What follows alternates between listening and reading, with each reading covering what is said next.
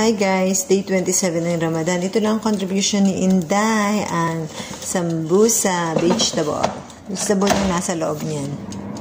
Ito, gumawa ng sauce na chutney sauce si Inday kasama ng yogurt para mamaya ilalagay yan sa on top ng sambusa. So, it's Saturday today.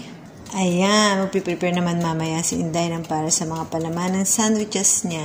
Friday and Saturday, alam na, laging may sandwiches si Inday kapag Ramadan. So, pag hindi naman Ramadan, tuwing Sabado lang.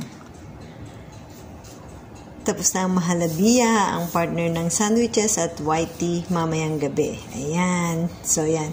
Lahat yan para sa labas. Si Inday lang ang nagluluto at nagpe-prepare, gumagawa. Okay, bye guys. Thank you for watching and God bless all. Bye. Day 27 ng Ramadan for today. It's ready na.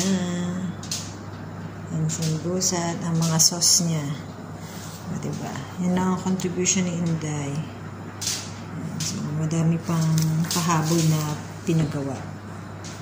Yan guys, day 27 Ramadan. Thank you for watching. God bless all and keep safe. Bye.